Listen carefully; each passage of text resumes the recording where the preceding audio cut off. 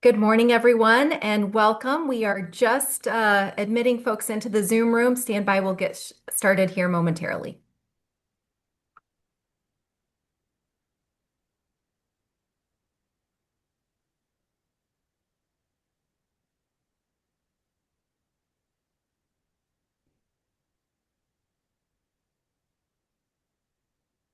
Good morning and welcome.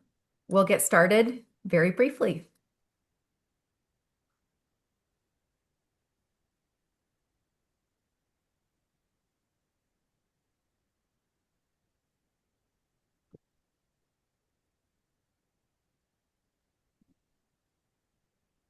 Good morning, everyone, and welcome. I see it's 8 o'clock, so we're going to go ahead and jump in and get started, knowing that we'll have some additional folks logging in as they're making their way to whatever appointments they have this morning. Welcome. We are so excited to have you here with us today. I'm Tiffany Tauschek, the President and CEO of the Greater Des Moines Partnership, and we are so pleased to host today the second event in our Business Insights webinar series. Today's event is focused on leadership and culture in times of change. So over the summer, you may recall that we hosted an Economic Outlook webinar series, and we saw this as an opportunity to dive deeper into some of those key trends and themes that we heard about during that series.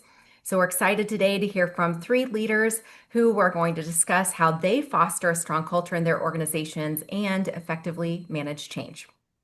Before we begin, I would like to note that this is an invite-only virtual event that is open exclusively to Greater Des Moines Partnership investors and affiliates. And additionally, we're asking that this conversation be considered off the record, and therefore the use of AI note-taking or other transcription tools is prohibited. So thanks for your cooperation on that. We appreciate it. Now, I am pleased to introduce our panelists who have a wide range of topics and expertise to cover today. Joining us, we have Rowena Crosby, the president of Taro International Inc.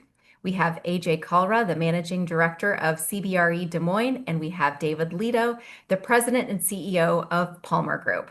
So, for our attendees, just a reminder, we're going to start this off. I have a few questions that I'll ask of our attendees, but as you are listening, we ask you to please consider dropping any of your questions into the chat box, and we'll get to some of those questions as we're able throughout our time together today. So with that, let's start with a quick introduction from each of our panelists. So as you are introducing yourself, if you could just give a quick overview of your organization, and then we'll get into the official Q&A. So let's start with Rowena. Ro, can you just give us a quick overview of your organization? Absolutely. Thank you, Tiffany. It is a delight to be here. Welcome everyone who's joining us. And thanks to your team for pulling this together. This is a topic I think on everyone's mind. I'm Ro Crosby, president of Taro International. We're a corporate training company. I founded the company in 1993, so I've been in the same job for 32 years.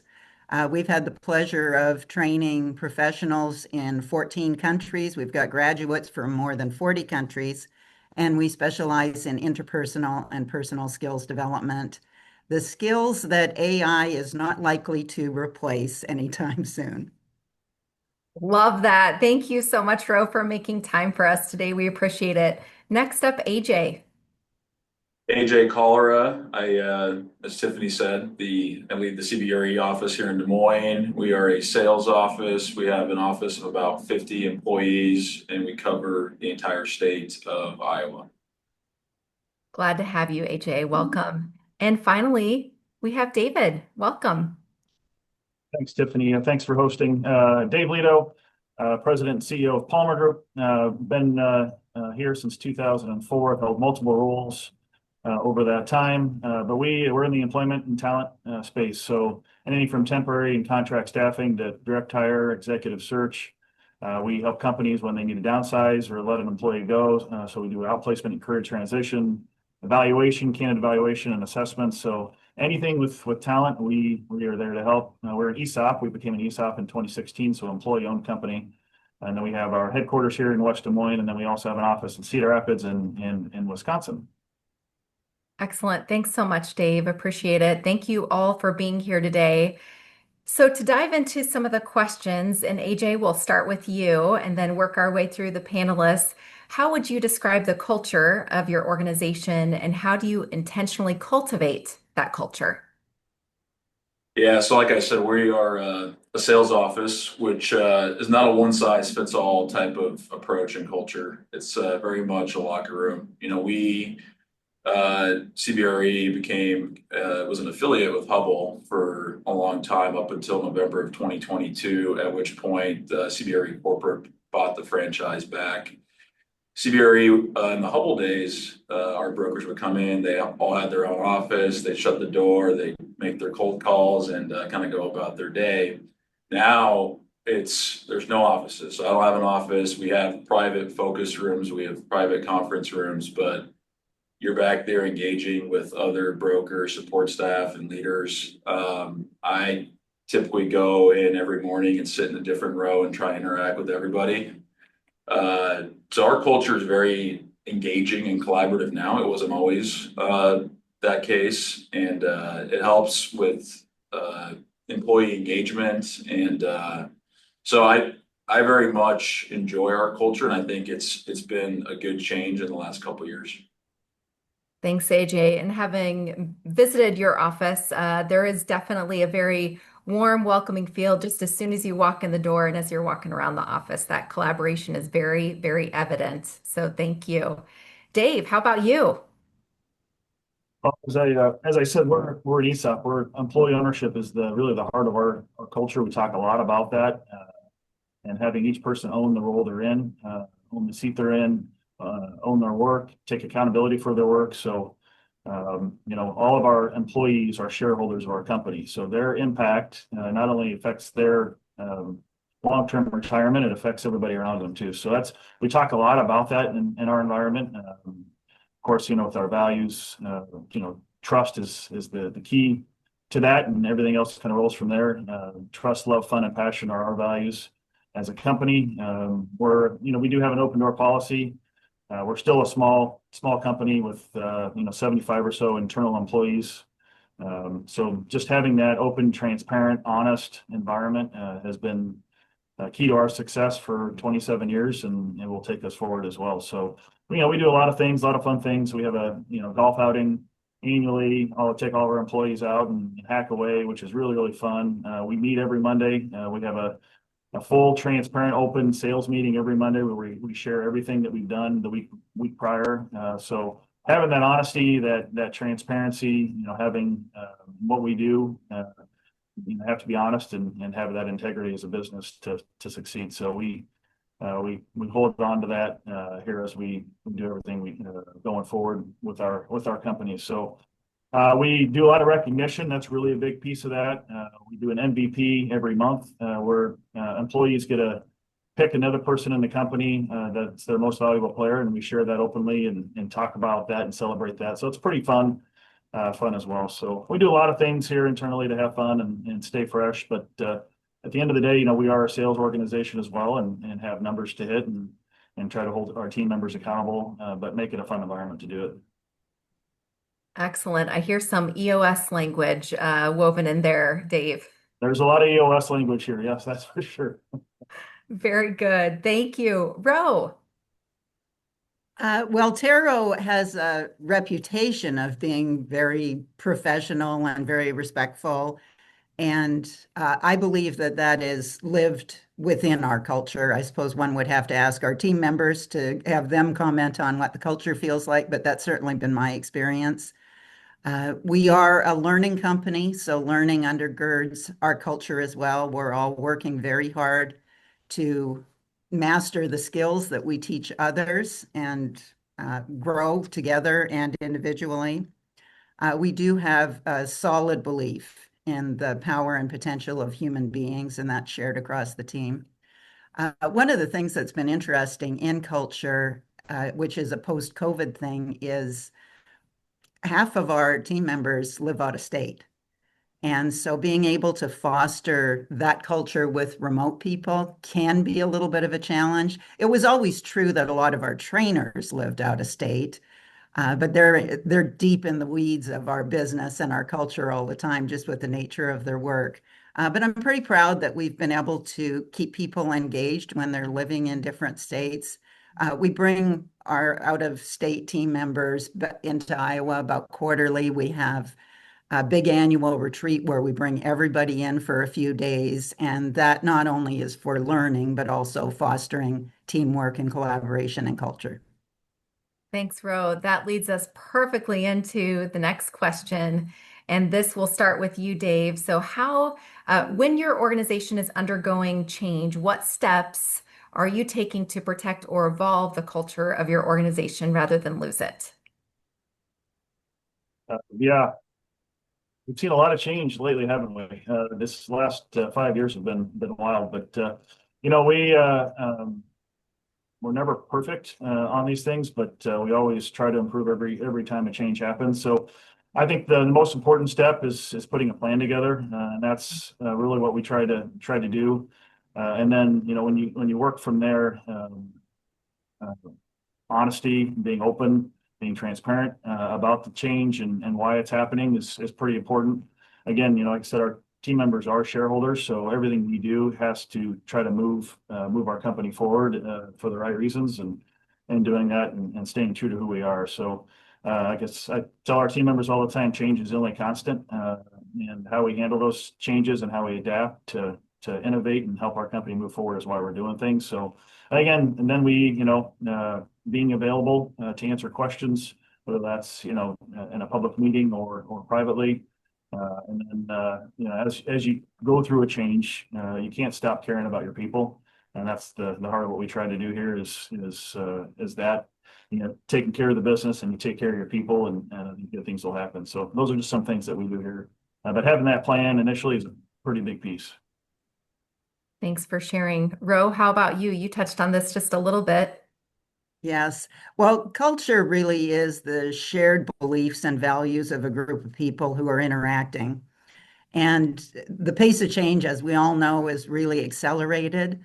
But fortunately, at least in Taro, our beliefs and our values aren't changing. They're not challenged that much. So protecting the culture isn't terribly difficult as long as we're living what we say we believe. There have been occasions where changes or proposed changes were going to challenge who we say we are. And we've got a fairly open communication style and leaders who are willing to call that out. And so it's common to hear someone in a meeting say, is this who we are? When, because our industry is making some changes that aren't who we are. And we've got to think very carefully about, does that change make sense for us? Love that. That is a great takeaway for all of us. That question asking, is this who we are? Thank you for sharing. AJ, how about you? When your organization's continuing to evolve, how are you protecting or evolving your culture? Yeah, I think it starts with explaining the why. What led to this? What results are we hoping to achieve? As David noted, being available, be authentic, be transparent, and also just reading the room. Recognize just because we're changing doesn't mean it's the right change, right? And reading the room, and if things aren't going the way that you anticipated and expected, then pivoting, trusting your leadership team to provide that feedback. And I think if you make yourself available and have that open dialogue and the right culture with your office, it shouldn't take long to get the feedback you need if this is going well, if it's not. Thank you. So another question for you, and again, our attendees, you're welcome to drop any questions into the chat box. We'll get to those if we have time here. So for each of you, how do you balance the need for rapid adaptation with maintaining a clear, consistent strategic direction for your organization? Ro, let's start with you. Well, we've got a really interesting benefit here at Taro. Since we do leadership training, we work with a lot of leaders on leading the process of change. So we get to see it not only through our own lens, but through the lens of the clients that we serve. And we're research-based. And the fact is, change is hard, and you have to plan for it. And there's a huge emotional component to it. And so the way we live it and the way we encourage our clients to is be really, really careful about the changes you choose to make, because every one of them, particularly if you start layering them on, takes a very heavy toll on the humans in your organization. So changing just because that sounds like a good idea, it might not be. A tool that we teach and a tool that we use is called an interest chart. And so whenever we're contemplating a change that's going to affect several people, we make an interest chart for each of them, and we list short-term, long-term, tangible, and intangible interests. We make them for our clients, our employees, our company, and we always agree we're going to play the long game. And so we take a pass on a lot of changes just because we don't think the disruption's worth it. We know that the research says 75% of changes fail and do not deliver what they're supposed to, and so we're really cautious. Before we're going to do a change, we're going to think pretty strategically about it. Excellent. Thank you. AJ, same question. Yeah, it's a blessing and a curse. So CBRE, Fortune 150 company, a lot of the change that gets implemented corporately kind of gets passed down to us and for me and our leadership team to install. What I've learned is, I said this at kind of the start, it's not a one size fits all. So much of what we do is market to market driven. So I try and take the approach of kind of thinking through why we're doing this and then asking some questions back to our leadership team corporately, nationally, and regionally. And then from there, kind of layering that down to our team. And then if things, like I said, don't go the way that we anticipate, or our market's not maybe the best barometer for certain change, then we try and pivot. And I think so far, I think that's been the case. Des Moines, while it is very growing comparatively to say Chicago and how we roll up is vastly different. Thank you. Dave. Yeah, that was interesting, Rose. 75% of changes fail.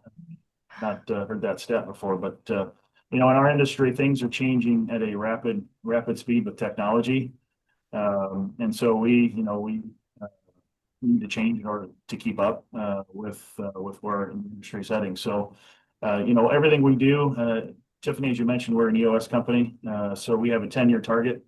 That big goal that's sitting out there, that everything we do needs to move us closer to that. And how we make decisions is really driving us towards our vision. And so we explain that, we share our vision, our target every week in our meeting, just to continue to share that and make sure that it's front of mind with all of our employee owners. So the changes that we make are to get us to that big goal, which will impact our shareholders, ESOP, our employee owners. So that's everything we do, and we want to continue to be focused on that. And then that transparent, open communication through that rapid change is important. And then, again, sometimes we move too fast, sometimes we don't move fast enough, but trying to find that right pace to implement things and to do it, and making sure we've gone through the communication channels to make it an effective change is important to us. You've all said and talked about communication several times already on our brief time together. So talk a little bit about what communication strategies you believe have proven to be most effective for helping your team members stay informed and engaged and motivated as they're navigating organizational shifts. So AJ, let's start with you. Yeah, I put a lot of value in open communication. So transparency, accountability, self-awareness, being available, right? And a lot of this stuff is, you have to balance it. And I've caught myself at times that sometimes that can be to my detriment. But people know that if I'm available, call, text, email, anytime. I try and get back to everybody within 24 hours, no matter who you are, external or internal. I also think just being vulnerable is really important as leaders. I think your employees seeing your vulnerability, and that you're human, and that you're accountable and taking ownership when things go well, but when things don't go well, I think that's equally important. So for this group and everybody on the call, I think those are all things that we all know, but just important reminders. Thank you. We often talk about vulnerability can be actually a strength. So lean into that and be willing to be who you are and be vulnerable at times with the team too. Dave, same question for you about communication. Yeah, so to to echo on AJ's comment there about vulnerability, I mean, just because we're a leader of a company doesn't mean we have it all figured out, right? So utilizing the resources around you to help with that strategy is pretty darn important. At all levels of our company, they have a voice, and we want to hear their input to help us get better. But we developed a change management plan, an outline, and we walk through step by step and build that. Identifying why we're making the change, what's the issue, who's going to lead the change, who's responsible at what layers.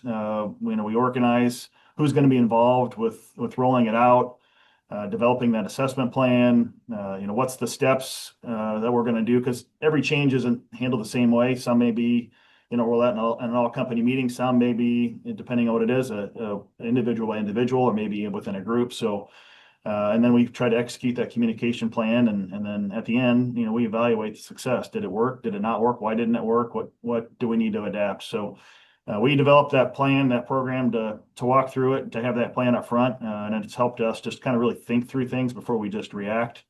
And so I think that's a pretty important piece there. And then trying to involve as many decision makers or people that's going to impact up front before we roll it out is also pretty important. So again, doing all those steps, I think, can help make it a more effective thing, a more effective change if you do the work up front.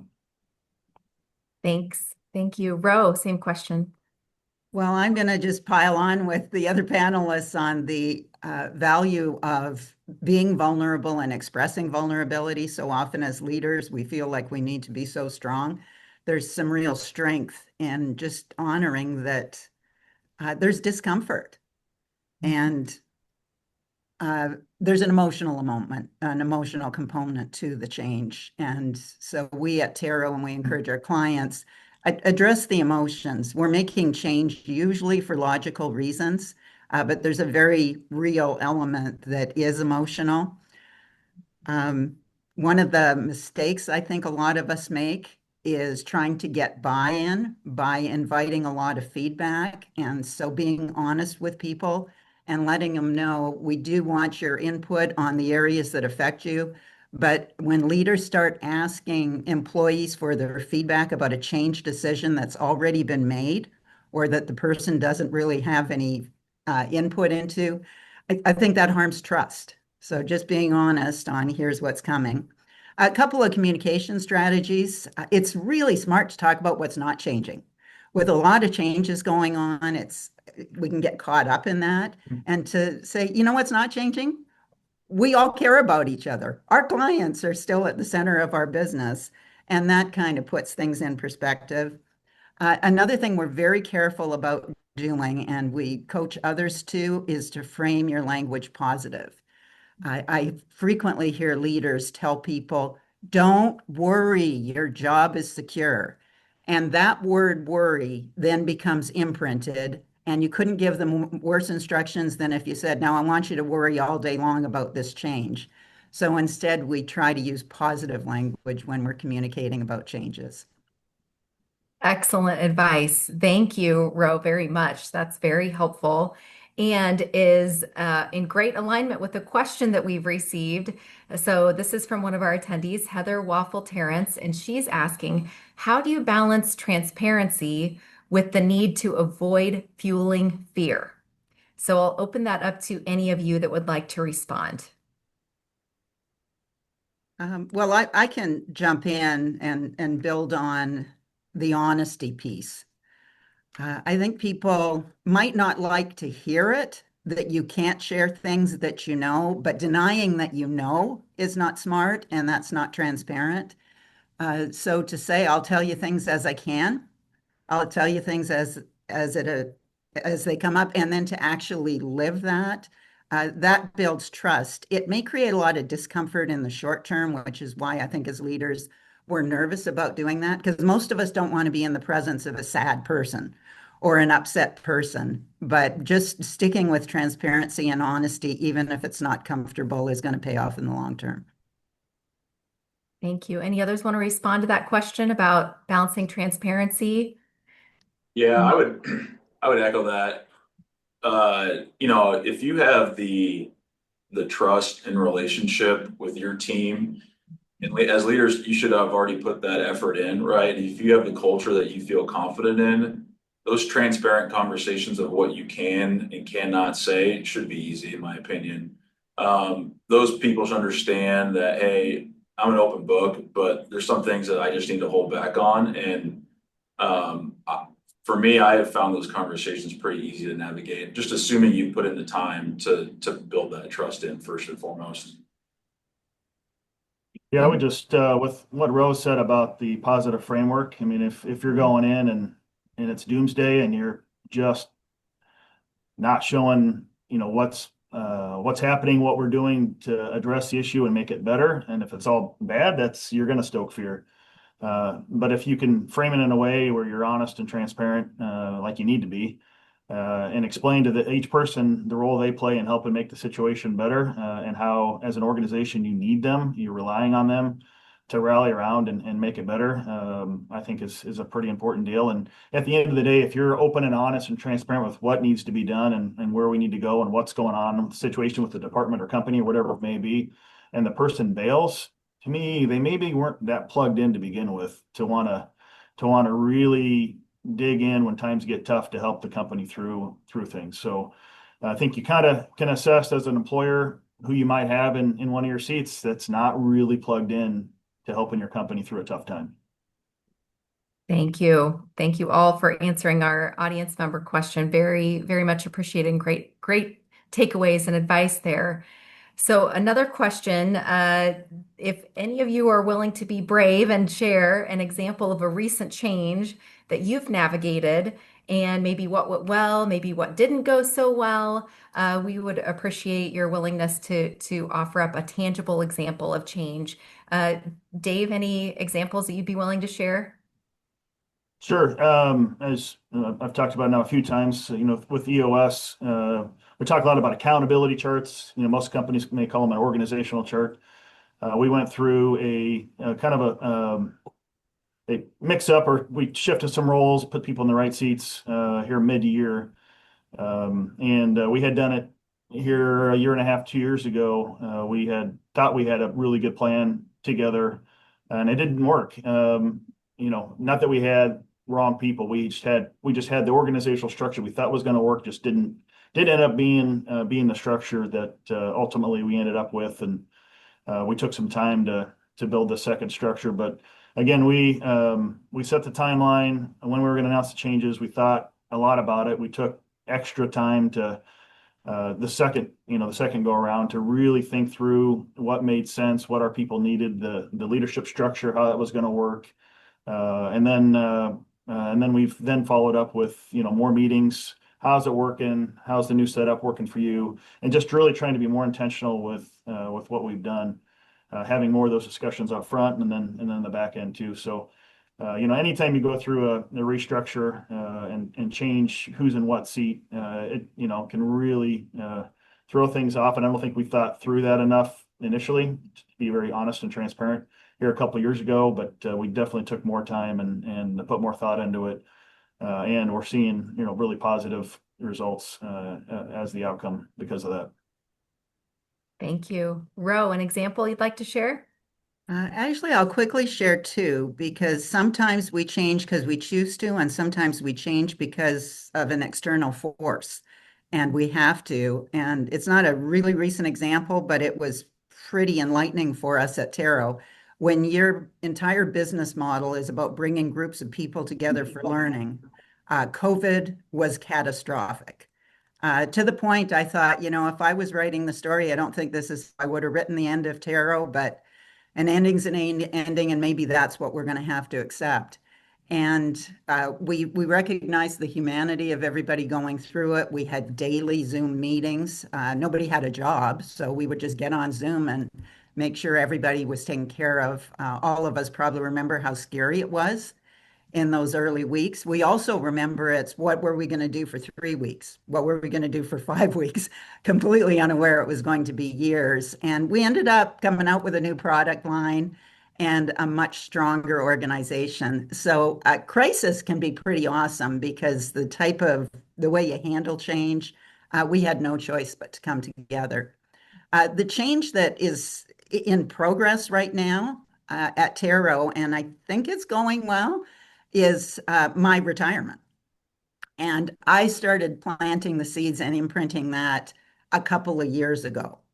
And we're just talking about it and taking a look at what it's going to look like. We don't know what the whole thing's going to be, but everybody is fully transparent on here's what's coming and here's some of the things that are definitely not going to change. Here's some of the things that are. And I think one of my wisest moves was starting to imprint that a couple of years before we'd start seeing any evidence of it. Excellent. Well, congrats. I'm glad that's going so well. Uh, Thank you for sharing. AJ, any examples you'd like to share? Yeah, first, Ro, kudos to you for the planning and preparation that went into succession planning, not always the easiest to navigate.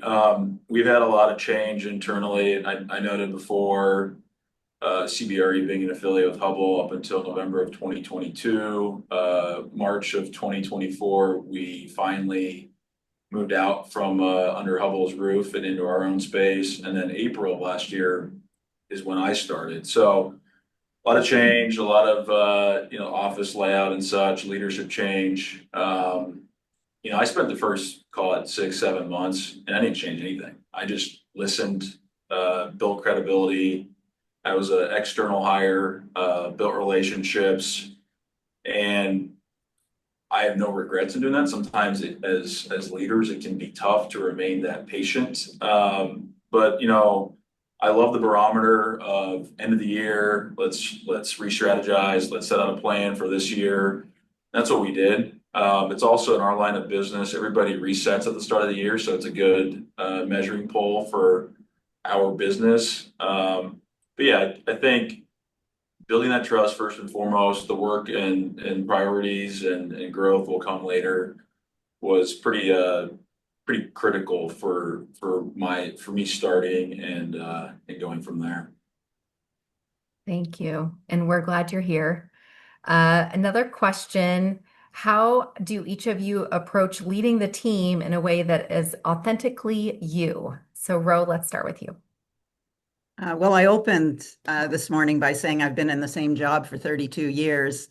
I am not the same person I was 32 years ago. Not only do things change in organizations, hopefully they change in our life and we grow and mature.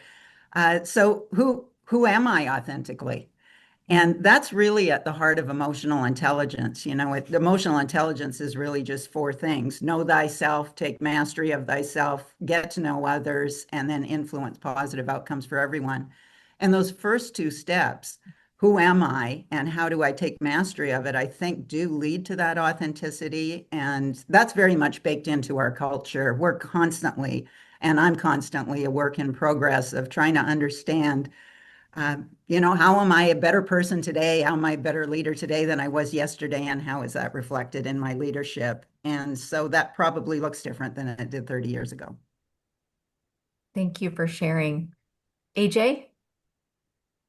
Yeah, I mean, I'd say just in the last year and a half, there's a popular saying in our line of business, we get paid to underreact. And there's so much that early in my days here at CB even, and early in my career, I just would see things and want to react, right, without really processing and reflecting and getting strategic about it. So, we've touched on all the other attributes I think that are important to being authentic. So I'd say it's more just taking time to reflect. And as leaders, everything you say and do is so scrutinized. So having the patience and having the calmness and poise to affect change and affect ideas, and I think is critical. Thank you. Dave? Yeah, I mean, try to live my life like I lead a company, being honest, genuine, sincere, caring about people. I care about my family and friends. I care about my colleagues, my teammates, the fellow employee owners of Palmer Group. They know that. Faith is a huge, important part of my life. While I don't, beat people over the head with it here, I try to lead my life, lead the company that way, as they should expect from a leader, and valuing them, caring about them, I try really hard to be approachable. I think the team would say that about me. And then, I don't expect them to do things I wouldn't do myself. So just leading from example that way. So, it's, as AJ said, everything you do is, as a leader is scrutinized. I mean, you're under a microscope, when you live your personal life, guess what? My kids are thinking that same way. Everything I do, they scrutinize and think about too. So, there's a lot of similarities to how you handle yourself at home to how you handle yourself in the work environment. So that's just trying to be true to who I am and making sure people know that I genuinely care. And Ro talked about the EQ and having that emotional intelligence is a huge part of leadership and making sure your people know that you care and that you're emotionally invested in their well-being. Thank you. Okay, we have another audience member question here. This is from Erica Worley, who asks, organizational changes have an undeniable impact on employees, but how do you handle changes within the workforce that affect the company culture? For example, what kinds of retreats that foster teamwork between remote employees and employees from different backgrounds or stages of life? Anyone want to jump in and answer that question from Erica? I can start. We have company outings, events, once a quarter. Those are state fair outing, holiday party, a golf outing and whatnot. We try and get families involved too, spouses, kids. I think that's a big component as well. So, as far as retreats and other leadership events outside of just broader company stuff, we have quarterly leadership retreats or offsite meetings, nothing crazy or stressful, but I think spending that time getting the feedback. I say often, this is not my saying, this is a saying I found from somewhere, but feedback is a gift, right? And when you have 26 type A's of salespeople, you're gonna get feedback whether you ask for it or not, and it's very unsolicited and it's raw and it's unfiltered. So I think having the thick skin as well to take that in stride, but then also filter kind of what's noise and what's real. Thank you. Ro, Dave, any comments? It is an interesting challenge with the remote people because you don't have the accidental casual encounters that you get to have when you're co-located with people. And we all have examples of where we've run into someone in the hall while something's on our mind. And that's where creativity comes. That's where the energy and the morale building comes. So at Taro, we're intentional about it. We encourage everyone break the meeting to meeting chain that people are in.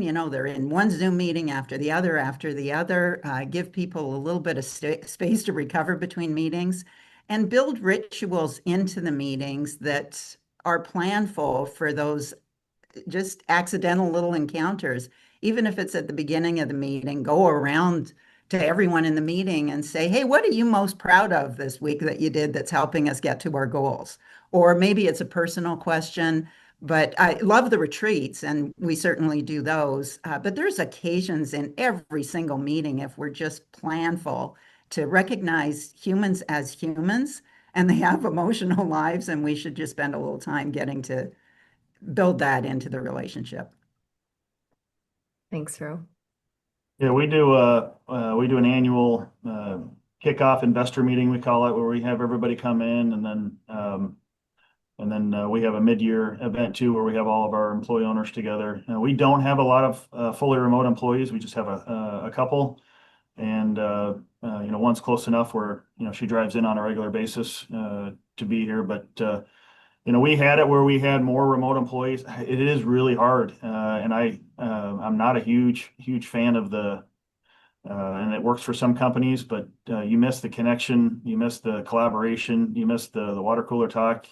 When I walk around the offices that we have and see the people high-fiving and strategizing and celebrating and commiserating when something doesn't go right and just helping each other, that personal touch and interaction is so important. So we are pushing that and continue to push that every chance we get. And then when somebody's not physically in office, having those regular touch points via Zoom or Teams meetings is important, and having different people from different teams connect and have those video conversations to keep those people engaged is also really important. But yeah, I'm a huge fan of the face-to-face versus the remote in our business.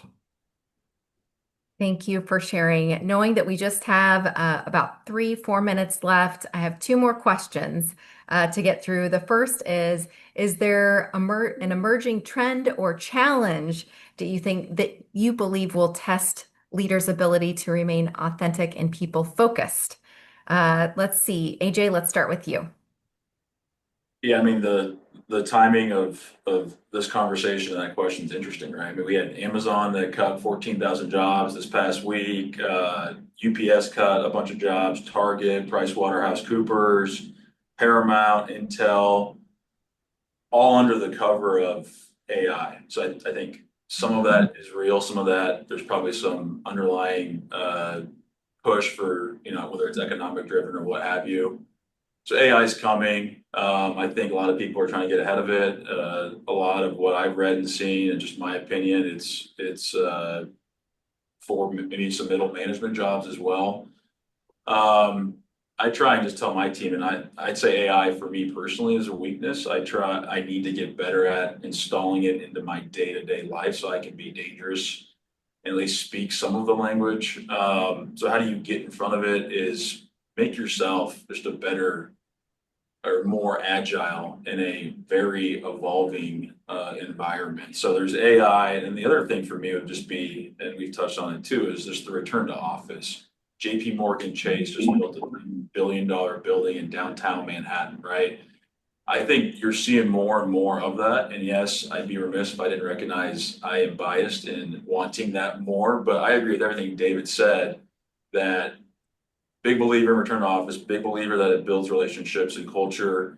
If you have any ambition in your career, you should want to be in the office. I totally get that some people prefer the remote side and are very capable at that, and that will probably always remain. But yeah, you should come to the office. I'm a sales office. I will never use the word mandatory, but we get great office participation. So Thank you. Dave. Yeah, I think AJ summed it up pretty darn well in the world of AI. It's there's a lot of noise out there right now. And I think just, making sure you don't get lost in all that is pretty important, and communicating with your team and how you might be implementing those tools, and how that's going to help them be more productive to grow in their career versus replace them. If that's the case, would be pretty important too. So again, all the stuff, all the AI out there, all the data you can get, all that is great, but it doesn't tell you what, how somebody ticks. So making sure you continue to not get lost in all of it and stay focused on what really matters, which is your people. I think it's pretty important through all this. Thank you. And Ro, you started off keeping it focused on people. Yeah, I love the discussion about AI. I was in elementary school when calculators came out, and everybody lost their mind. We were all going to lose our ability to learn, and society would be ruined. I was in the workforce when we were all starting to get desktop computers, and that, of course, was going to lead to 3-day work weeks, and we'd be on the beach every weekend for 4 or 5-day weekends.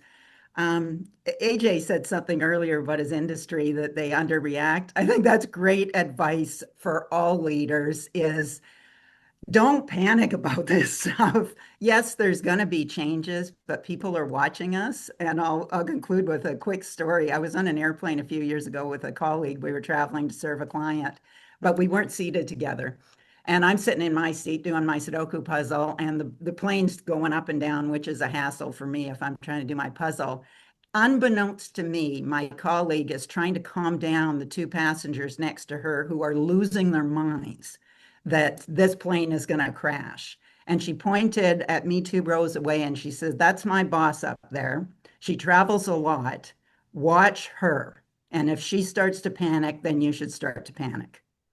I didn't even know I was being watched, but as leaders, people are watching us, and The pace of change is really high. I love that phrase, AJ. Let's kind of underreact.